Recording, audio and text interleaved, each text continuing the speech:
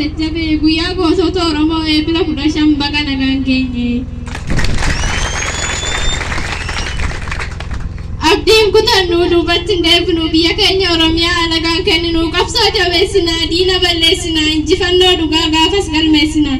Warra lubbuun darba seenan barreessinaa ilkee diinaa cabsaa afaan qawwee lollee tokkummaa qabaannee nyaara walii tollee aadaa deebifannaa gadaadhaa fi foollee aadaa deebifannaa gadaadhaa fi foollee.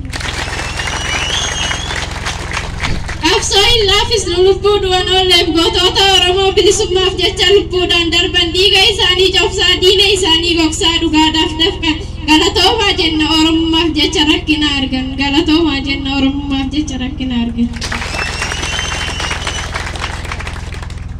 Adamali qabsaa Oromoo gooticha hartummaa saba isaatiif saba isaaf jecha lubbuu isaa laate kan jibba gabrummaa Muhammad Sayyidoo gooticha qabballee kan akka isaan agarre lolee diina isaa takkarra dabarree 11 ajjeese diinni isa nyaarre Alii Sayyidii fi Abduu Indirrooti diinarraan deebine goota Oromooti diinarraan deebine goota Oromooti.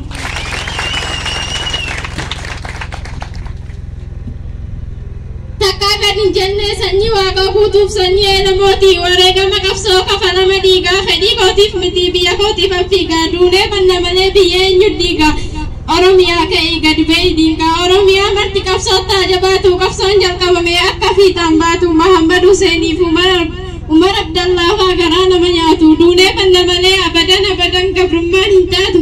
Warreen wareegaman biyyaan itti salphatu seenaan ni yaadataa qabsoon ni jabaataa itti fufa qabsoon saba isaaf dhaabbata itti fufa qabsoon saba isaaf dhaabbata. Muhammad Ahmadiif Ahmad Musaa saba keetiif duute akkamitti alusaa garaa koona gubanatti ta'e busaa gootonni Oromoo hedduu miliyoonii hasangulee faanu dhabamsiiste dirooniin hasangulee faanu dhabamsiiste dirooniin. Katabeen dubbisaa seenaa isaanii cimsee saba isaatiif du'ee dukkana irraa ibsee kana qofaa seetee jaallan hedduu fitee diinni keenya martuu manatti nu lixee ilmaan Oromoolee gamaa gamanatti addaan nu kukkute ilmaan Oromoolee gamaa gamanatti addaan nu kukkute. Warra lubbuun darban seenaan haa yaadatu saba isaaniif jecha aarsaa ta'an martuu gooticha Oromoo kan akka abboomaa mitikku. Saba isaaniif jecha wareegaman martuu gumaa keessan baafnaa warri lubbuun hafne higgatu bantiif magarsaa barii diina hin sodaanne biyya nyaachisanii gootota Oromoo sanyii Taaddee Birruuf Maammoo Mazammirii akkamiin sodaatu ilmaan Oromooti warra sabaaf aarsaa ta'an leencoota dhugaati warra sabaaf aarsaa ta'an leencoota dhugaati.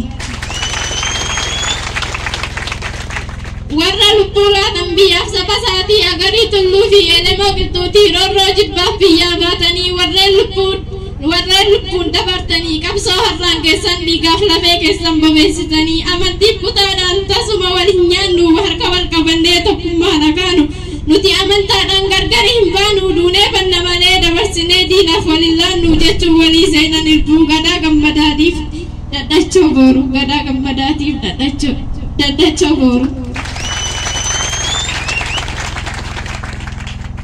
Goota Oromoo jibbee Muhammad Indirrooti Dooktara Oromoo leencicha dhugaatii seenaan si yaadataa goota saba isaatii boolla keedhaan ni haa guutuu qabsaa dhugaati boolla keedhaan ni haa guutuu qabsaa dhugaati. Dhiigni keessa yaa'ee akka galaanaatti dhagaatti goggogee ititee biyyattii marga hin biqilchine uummata dammaqsi sossoosee qabsootti nu hordofaa jenna daandii warraaqsaatti nu hordofaa jenna daandii warraaqsaatti.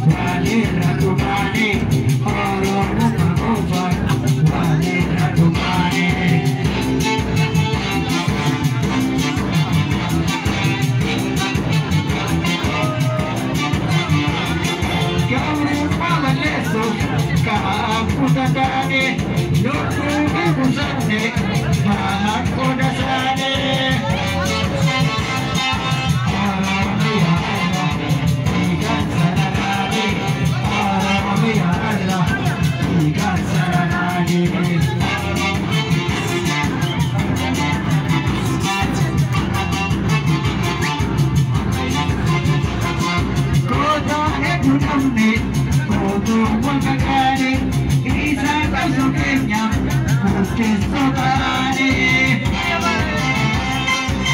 Uyo ananyatu yate